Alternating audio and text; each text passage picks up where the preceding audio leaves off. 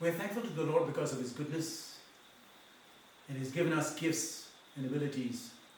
We have two young ladies who have been gifted with the gift of singing and praising God. I would invite you to just open your heart and receive the blessings through the ministry of Laplian Akor Solang and Caroline Daniel.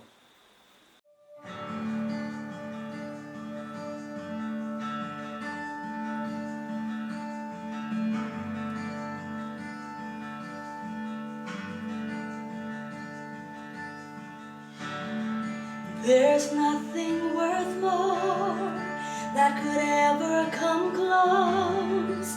Nothing can compare. You're a living hope. Your presence, Lord.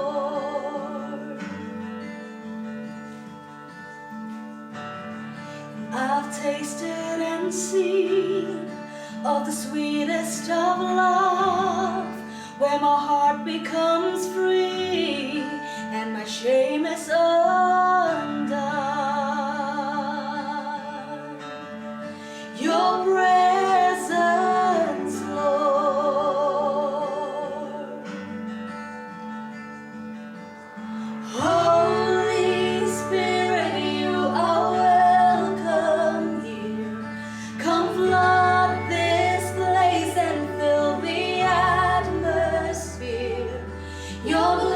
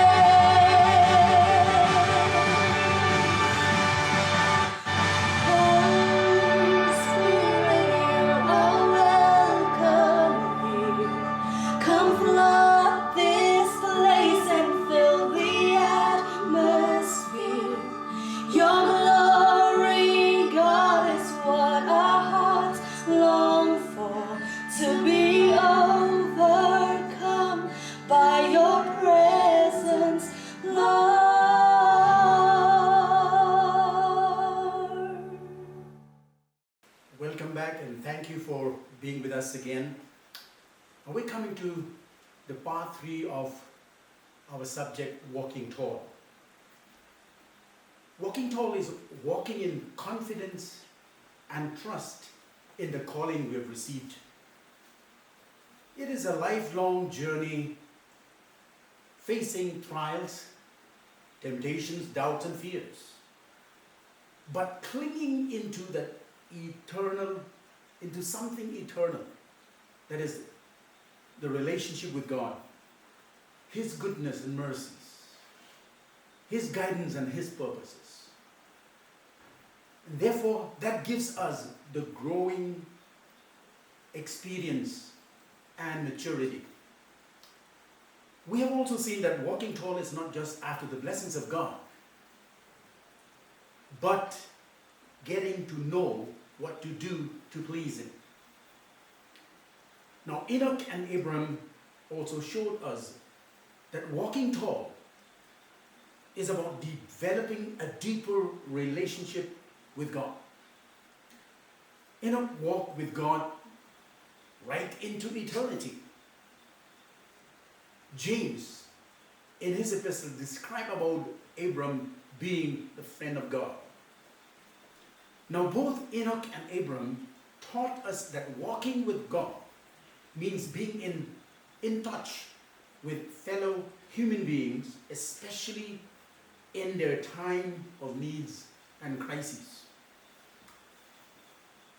Today is the day of Pentecost. The world over celebrates this day in a very special way. But unfortunately, because of the lockdown, maybe many people could not assemble together. But it's still a day of Pentecost. And I would like to approach today's study on Joseph from that perspective. I would like to address Joseph as a man of Pentecost. I would like to entitle my message as Joseph and his Pentecost. He was the man who walked tall to reach his Pentecost. Now, when I say Pentecost, this has nothing to do with denominational issues. It's just rather a terminological application that I'm bringing in here. So, to set things clear, we must briefly look at how this word is derived. The word Pentecost is a Greek word, or rather it's an anglicized Greek word, from the Greek word Pentecostes, which means the 50th. Now, God gave to the Israelites through Moses the 7 annual feasts, also known as the Feasts of Jehovah. In the Old Testament, this feast, this Pentecost, is the 3rd feast after the feast of the Passover and the unleavened bread. So it is a feast celebrated about 50 days after the Passover. Now, in the New Testament, it is known by the Greek term Pentecost. So the main theme of Pentecost, or the main message of the Feast of Pentecost, is harvest. So briefly, we can say, for the church, Pentecost means the task of harvesting souls into the kingdom. But like I said, I'd like to focus today on Joseph, who walked tall as a deliverer, but who had to go through difficult challenges as a young man. His life story covers about 13 chapters of the book of Genesis, that is from the 37th chapter to the 50th chapter. Now, barring chapter 38, which was a story about his other brother, Judah, but everything else is about the story of Joseph. Now, because of his dream, or rather dreams, he had to pay a very heavy price. He was hated by his own brothers, and he was even misunderstood by his own father when he shared those dreams. Not only that his brothers hated him, but even intended to kill him. But because of God's call upon his life, he also strongly held on to the call. Nothing that happened in his life, he took it as a matter of chance. Now, may I invite you to set aside a time to read the book of Genesis from chapter 37 to chapter 50, so that you can really see the many other details concerning the life of Joseph and his journey. But for the sake of time, I'll just quote a few references, but I hope that you would be taking down some notes. So let's go through these chapters to see how Joseph walked tall and how he became a man of his own Pentecost. Joseph, let's start with chapter 37. Now he told his dreams, and that got him into trouble. Jealousy crept into the hearts of his brothers. His father rebuked him. Now you might have heard some teachings that the mistake of Joseph was that he was too hasty in telling his dream or his dreams. But as we read verses 1 to 4 of chapter 37, it seems, or rather this story unfolds, and it shows to us that Joseph did not seem to either regret nor that he wanted to hide the dreams from his brothers and his parents. Now let us read verses 1 to 4. Jacob lived in the land where his father had stayed, the land of Canaan. This is the account of Jacob. Joseph, a young man of 17, was tending the flocks with his brothers, the sons of Bilhah and the sons of Zilpah, his father's wives. And he brought their father a bad report about them. Mark that. Now Israel loved Joseph more than many of his other sons, because he had been born to him in his old age. And he made a richly ornamented robe for him. When his brothers saw that their father loved him more than any of them, they hated him and could not speak a kind word to him. So there's the background of the brothers' attitude to Joseph. In other words, their hearts and motives were not good concerning Joseph. But Joseph exhibited a different attitude. So, what can we learn about Joseph? Let's further read on continue with verse 5. Joseph had a dream, and when he told it to his brothers, they hated him all the more. He said to them, "Listen to this dream I had. We were binding sheaves of grain out in the field, when suddenly my sheaf rose and stood upright, while your sheaves gathered around mine and bowed down to it." His brothers said to him, "Do you intend to reign over us? Will you actually rule us?" And they hated him all the more because of his dream and what he had said. Then he had another dream, and he told it to his brothers. "Listen," he said, "I had another dream, and this time the sun and moon and 11 stars," meaning the 11 brothers, "were bowing down to me." When he told his father as well as his brothers, his father rebuked him and said, "What is this dream you had? Will your mother and I and your brothers actually come and bow down to the ground before you?" His brothers were jealous of him, but his father kept the matter in mind.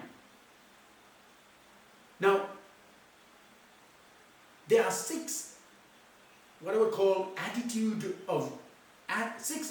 of Joseph that enable him to walk tall. According to the story recorded in the scriptures.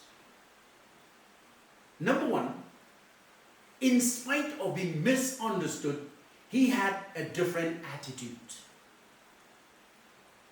You know, he still had a right attitude. How is that? Let's read verses 12 to 18. Now his brothers had gone to graze their father's flocks near Shechem, and Israel said to Joseph, "As you know, your brothers are grazing the flocks near Shechem. Come, and I'm going to send you to them." "Very well," he replied. So he said to him, "Go and see if all is well with your brothers and with the flocks, and bring word back to me." Then he sent him off from the valley of Hebron. When Joseph arrived in Shechem, a man found him wandering around in the fields and asked him, "What are you looking for?" He replied, "I'm looking for my brothers." "Can you tell me where they are grazing their flocks?" "They've moved on from here," the man answered. "I heard them say, 'Let's go to Dothan.'" So Joseph went after his brothers and found them near Dothan. But they saw him in the distance, and before he reached them, they plotted to kill him. Number one, I said, he had a different attitude. He maintained that right attitude. The passage tells us that he could, he was obedient to the Father when the Father sent him to the place where his brothers were supposed to be. And he was very obedient. He was eager to go. And when he went, he didn't find them in the place that he thought they were. And now if Joseph had a wrong attitude, that would have been a very good excuse for him to return home. And he could have told his father, "They're not there." But look at what happened. He was still searching for them until this man told them where they were. And he went there as the Father said him.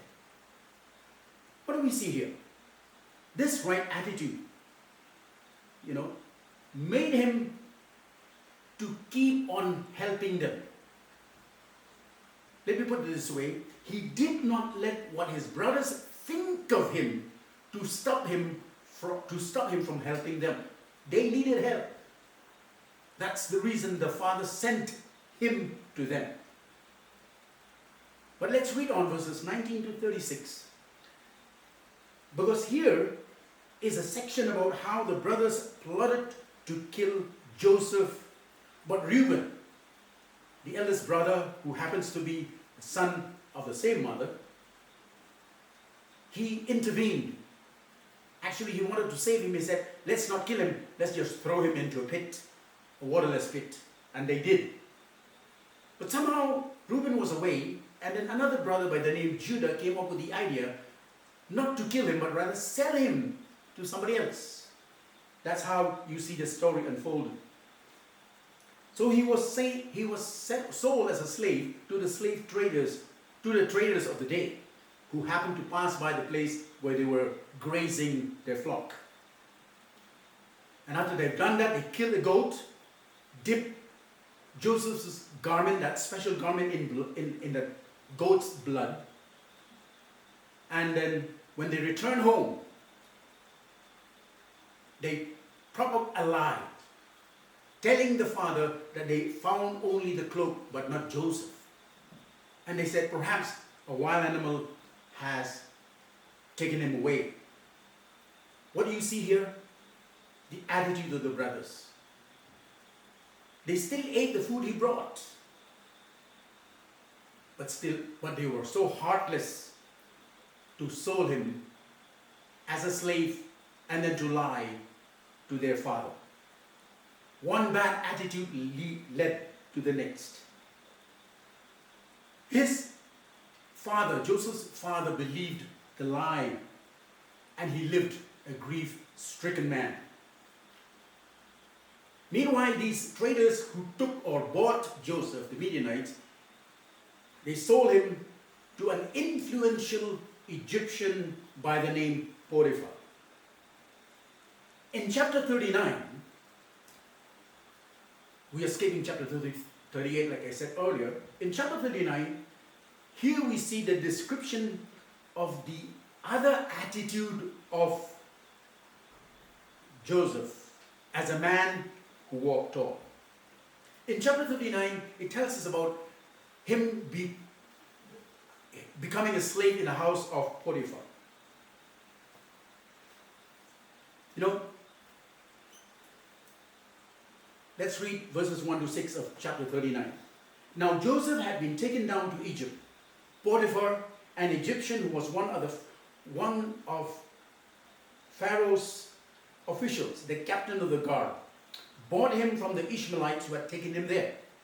The Lord was with Joseph, and he prospered, and he lived in the house of Egyptian master. Let me repeat that part. The Lord was with Joseph, and he prospered, and he lived in the house of his Egyptian master. Now, interesting, when his master saw that the Lord was with him, and that the Lord gave him success in everything he did, Joseph found favor in his eyes, and became his attendant. Potiphar put him in charge of his household, and he entrusted to his care everything he owned. From the time he put in charge of his household and all that he owned, the Lord blessed the household of the Egyptian because of Joseph. The blessing of the Lord was on everything Potiphar had, both in the house and in the field. So he left in Joseph's care everything he had. With Joseph in charge, he did not concern himself with anything except the food he ate. What an attitude. Here, even though he became a slave, he served with excellence. Had it not been because he had the right attitude, that wouldn't have been the case. Somebody said these words: life is about accepting the challenges along the way, choosing to keep moving forward, and savoring the journey. I think that fits Joseph very well. Now, so the second attitude that we see here is, though lowered to the level of a slave, he served with excellence. In other words, he still has strong convictions of serving his master well. But as the story unfolds, Joseph, remember, was a very handsome man. So his efficiency as well as his handsomeness became targets of attack from a depraved mind. Now, let's continue to read verse 6, and this is rather lengthy a little bit, right from verse 6 to verse 20. Now Joseph was well built and handsome, and after a while his master's wife took no notice of Joseph and said, "Come to bed with me." But he refused. "With me in charge," he told her, "my master does not concern himself with anything in the house. Everything he owns he has entrusted to my care. No one is greater in this house than I am. My master has withheld nothing from me except you, because you are his wife. How then could I do such a wicked thing and sin against God?" And though she spoke to Joseph day by day, or day after day, so it was not a one-time affair. Day after day, he refused to go to bed with her or even be with her. One day he went into the house to attend his duties, and none of the household servants was inside. And as I pondered on this verse, I thought this was a trap prepared by Potiphar's wife. Let me read it again. One day he went into the house to attend to his duties, and none of the household servants was inside. She caught him by his cloak and said, "Come to bed with me." But he left his cloak in her hand and ran out of the house. When she saw, that's because she failed in that attempt. When she saw that he had left his cloak in her hand and had run out of the house, she called her household servants. "Look," she said to them, "this Hebrew has been brought to us to make sport of us. He came in here to sleep with me, but I screamed." What a lie. "When he heard me scream for help, he left his cloak beside me and ran out of this house." She kept his cloak beside her until his master came home. Then she told him this story. "That Hebrew slave you brought us came to me to make sport of me. But as soon as I screamed for help, he left his cloak beside me and ran out of the house." When his master heard the story, his wife told him, saying, "This is how your slave treated me." He burned with anger. Joseph's master took him and put him in prison, the place where the king's prisoners were confined.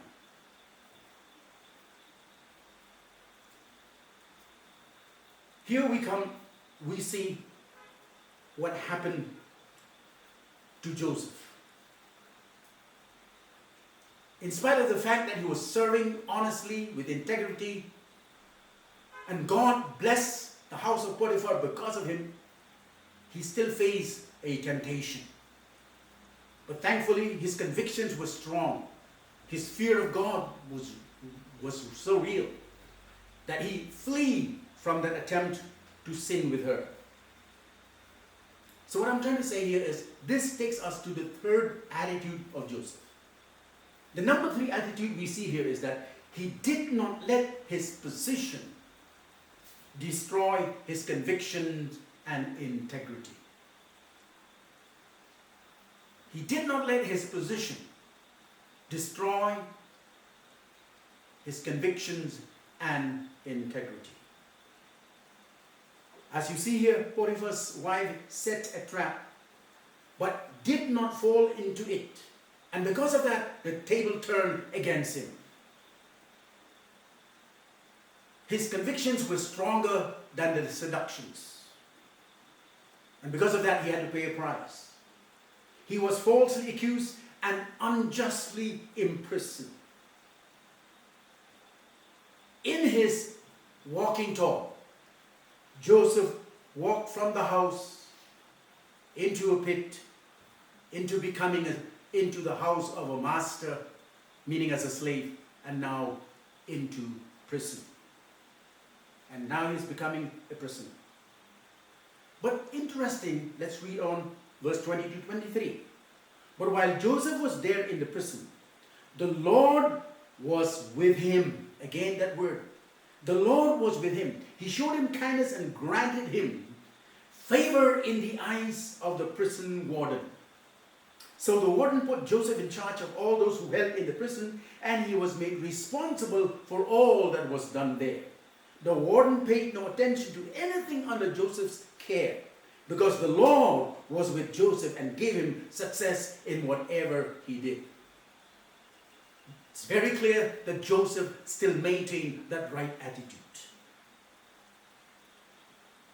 And while in the house of Potiphar, he served with excellence. And even now here in this prison, we can understand from what the scriptures describe about him. Somebody said, "Pursue what catches your heart, not what catches your eyes." That was the case with Joseph. Pursue what catches the heart, not what catches the eyes. So, though he was unfairly condemned as a prisoner, he turned, this is his attitude, he turned his misfortune into an opportunity. He turned his misfortune into opportunity. Now, there are keywords that we've seen here in chapter 39. Because if you remember, in verse 2, verse 3, verse 21 and verse 23, Joseph was walking tall because the Lord was with him.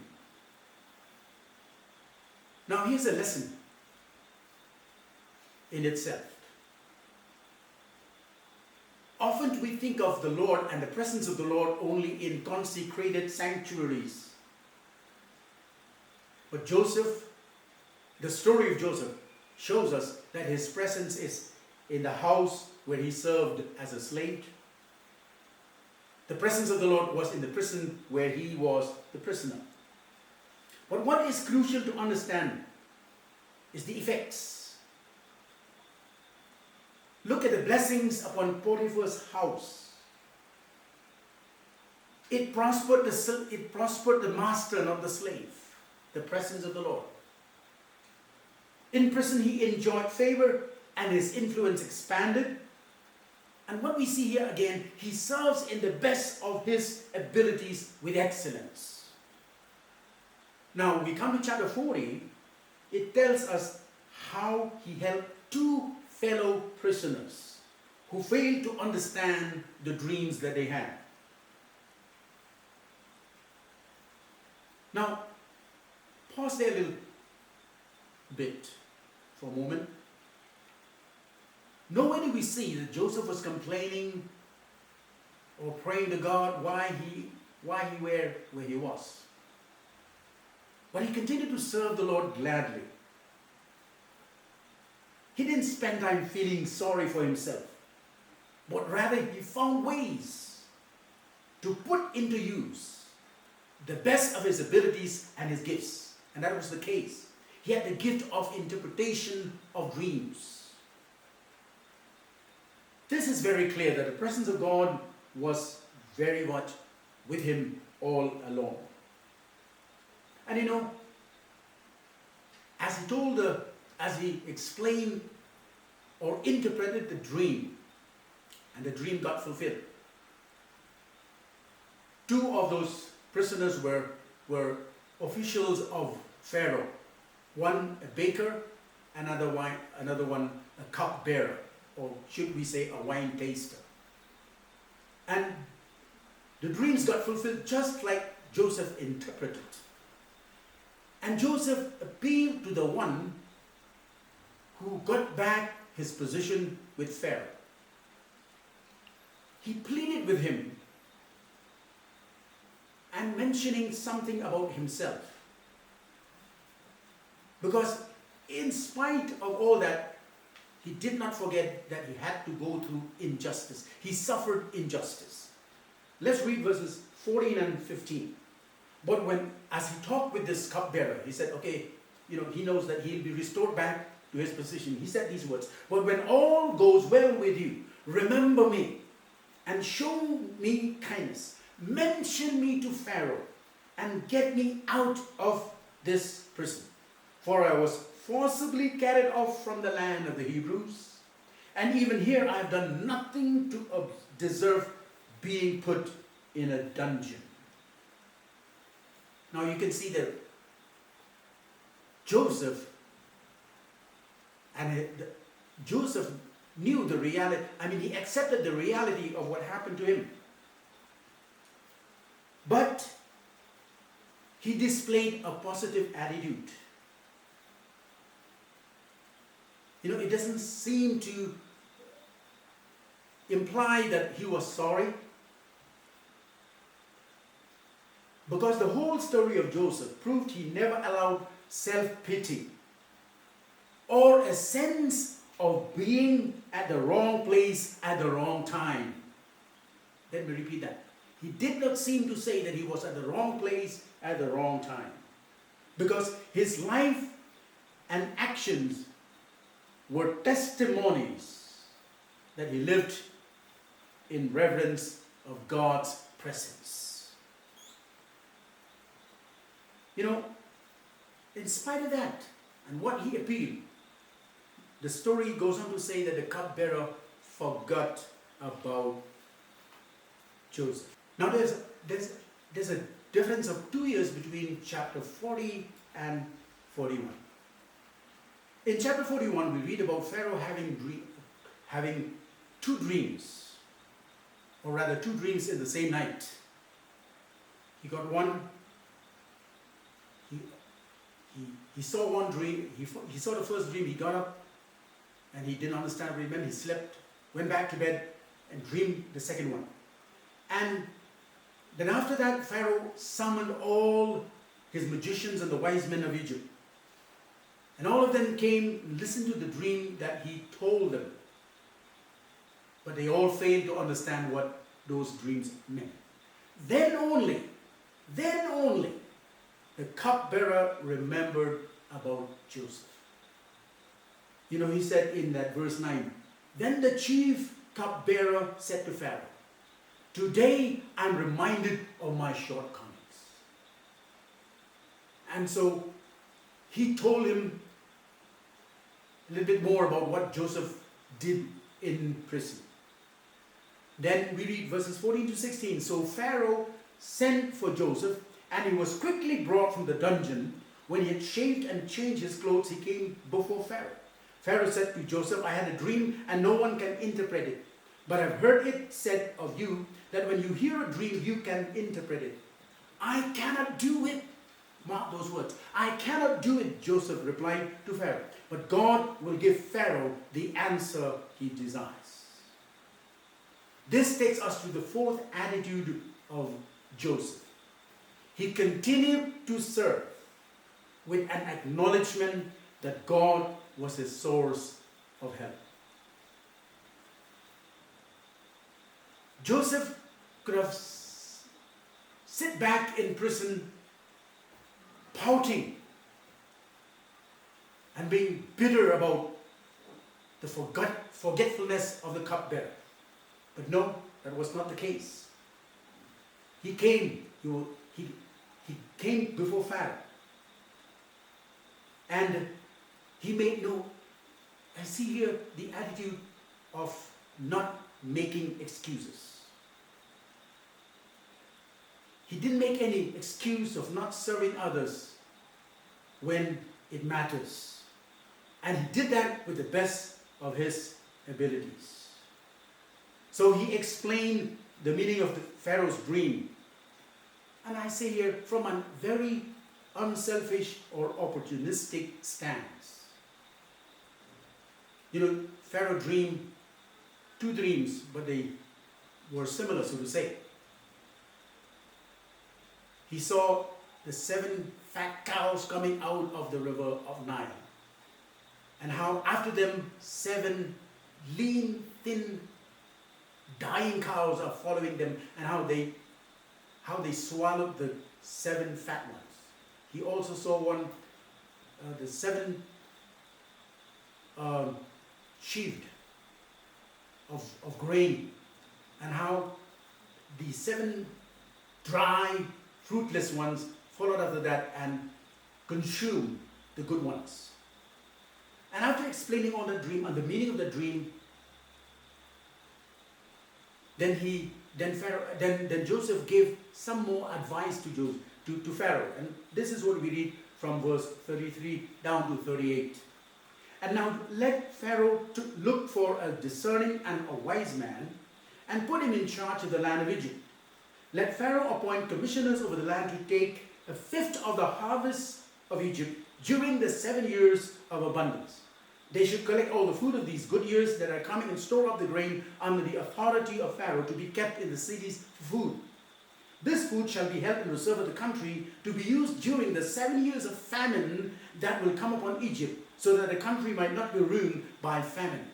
The plan seemed good to Pharaoh and to all his officials. Looking at that, we see here that Joseph was still serving with a reverence of God. He was serving with the right attitude. He did not exploit the situation to his advantage. When you look carefully, it seems to me like Joseph was ready to go back to prison. Why? Because he trusted and waited on God's timing and control. But as he made that suggestion, look at the response of Pharaoh to him, reading from verse 39. Then Pharaoh said to Joseph, since God has made all this known to you, there is no one so discerning and wise as you. You shall be in charge of my palace, and all my people are to submit to your orders. Only with respect to the throne, I will be greater than you. So Pharaoh said to Joseph, I hereby put you in charge of the whole land of Egypt. Then Pharaoh took his signet ring from his finger and put it on Joseph's finger. He dressed him in robes of fine linen and put a gold chain around his neck. He had him ride in a chariot as his second in command. And men shouted before him, "Make way." Thus he put him in charge of the whole land of Egypt.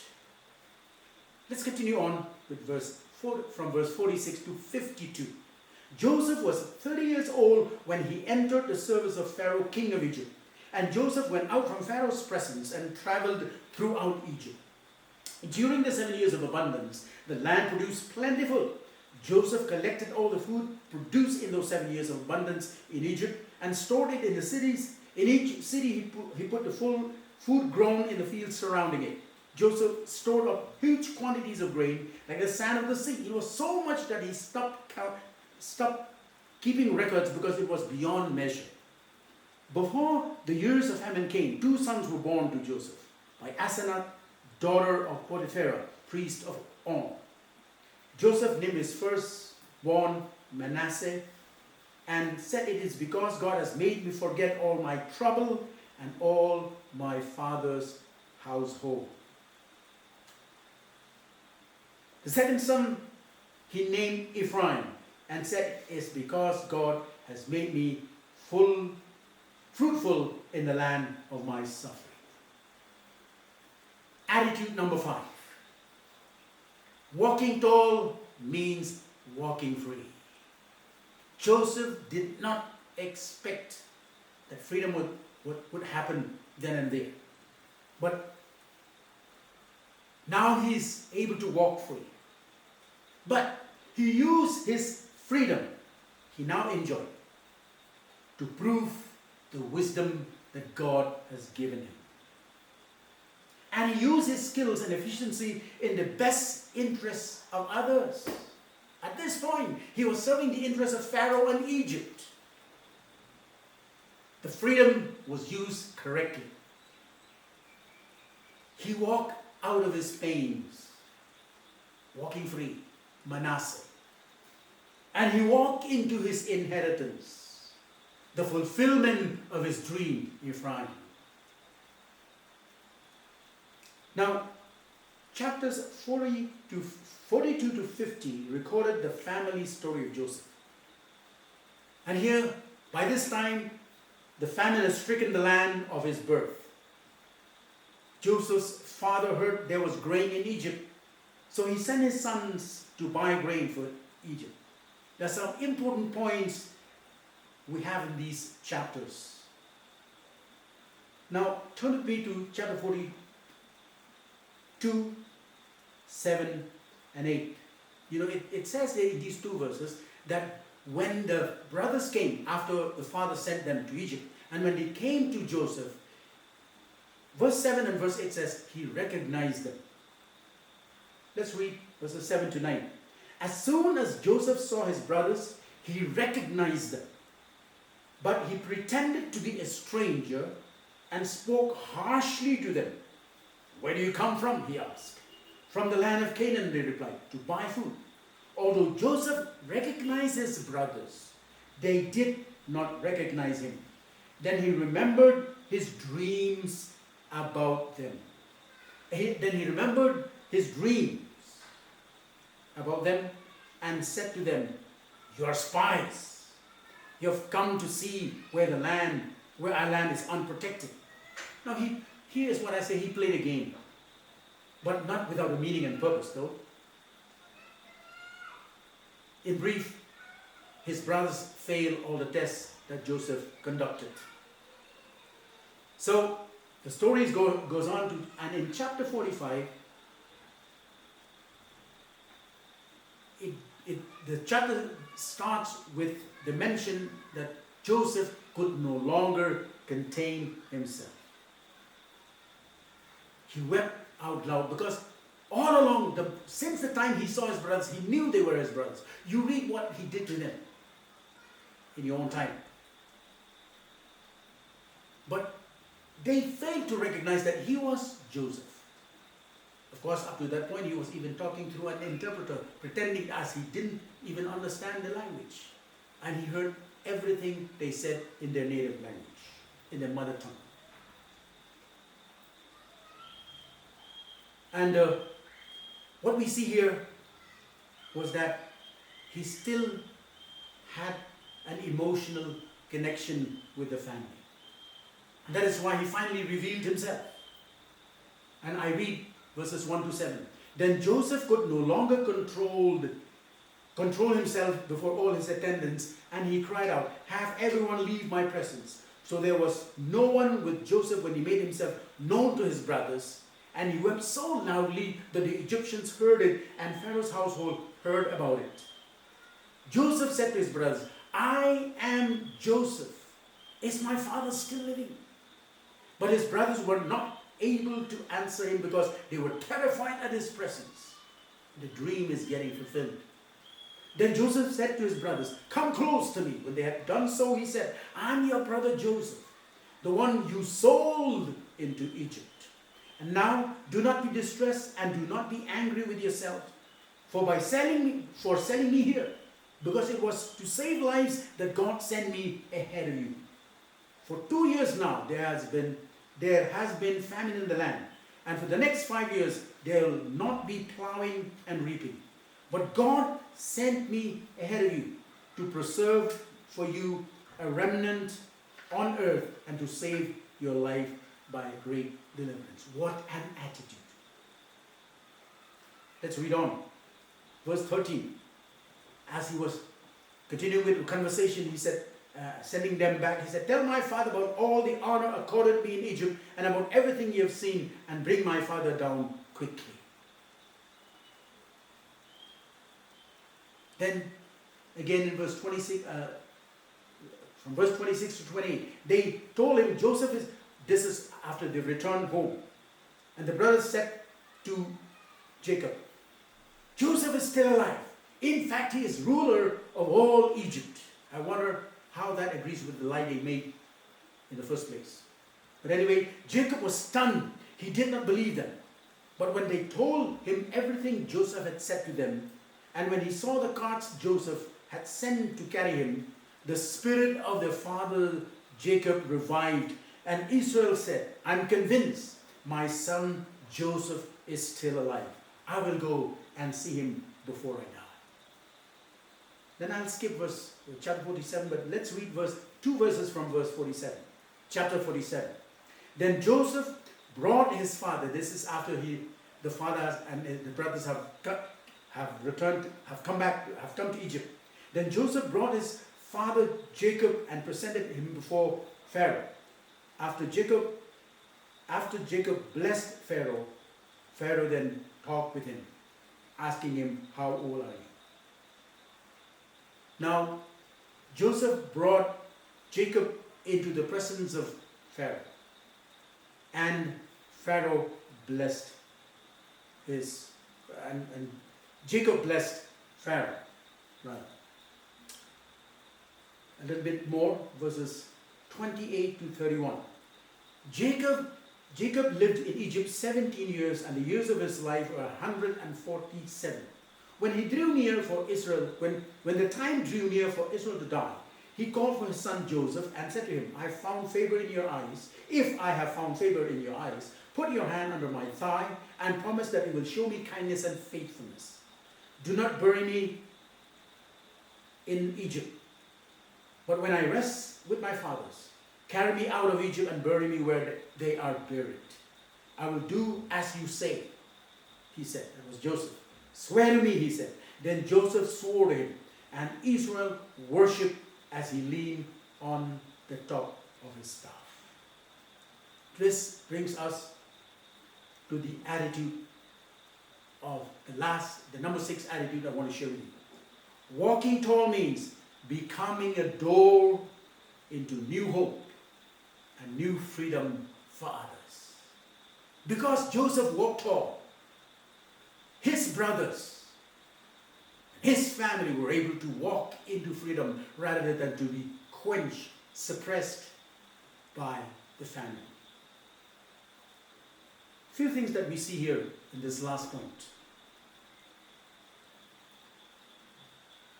He chose to remember what's memorable and to forget what's forgettable. That's how he was able to walk free and to walk tall. He chose to remember what's memorable about the family and chose to forget what's forgettable. That's why he was so eager to reveal himself to them, saying, I'm your brother. And then do not be sorry with yourself. Do not be angry. God sent me here before you. So that's where I see. He chose to remember the nice things and forget the bad things. He held his family and in a special way his father in high esteem. You know, when they came to Egypt along with the father, he mentioned it to Pharaoh. And now he took Pharaoh and he took Jacob to Pharaoh so that his father could bless Pharaoh. He fulfilled the wishes and dreams of others. When the father said, don't bury me here, take me to the land of my fathers. He was the man who was able to fulfill that dream. That's the success story of Joseph. Somebody said these words: success is not how high you have climbed, but how you make a positive difference in the world. Success is not how high you have climbed, but how you make a positive difference in the world. Joseph made a whole lot of difference to Egypt, to Pharaoh, to Egypt, and to his family. So Joseph had a Pentecost. He gathered the harvest of Egypt, and he also let his family share that joy of the joy of the plentiful. He gathered the harvest of Egypt, and he also let his family share the joy of the plentiful. As I conclude, let us learn to walk tall the way Joseph walked. In fact, we can also learn from the way the brothers of Joseph lived and conducted themselves. Perhaps it is a warning to each one of us. Life in Christ does not guarantee that life will always be according to what we wish or plan. But believing and trusting the Lord that what you are going through and where you are right now is a part of the big picture.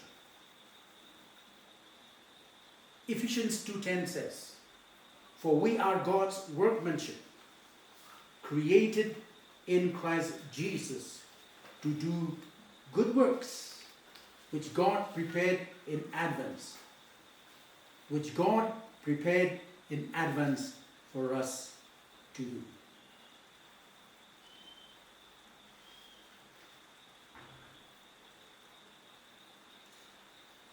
My dear brothers and sisters, we are called to be saved, and we are saved for a service.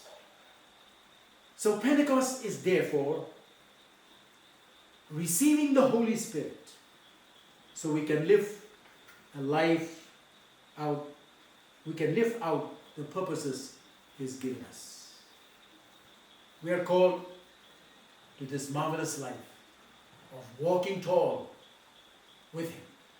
I pray that the Lord will help us and walk on forward as you trust the Lord in how He guides and leads you. Through circumstances and situations which may be against what you thought to be, God will fulfill things through your life. Shall I pray? Heavenly Father, we thank you for this time of the meditation of your word. And we thank you for the life of Joseph. And we thank you because he was a man, as Pharaoh said, who had the Spirit of God. We pray, Lord, on this day of Pentecost, that we will give more room to the Holy Spirit, that He will take further control, that He will continue to guide and lead our steps. Lord, that we will always maintain that right attitude in whatever situation we're in and what we're facing. Knowing, Lord, that this is not the end, but you have a purpose and a goal marked for each one of us. For we are created in Christ Jesus to do good works. We are his workmanship. I pray, Lord, that you will bless each one of us for the glory and for the name and the kingdom of Jesus. Amen.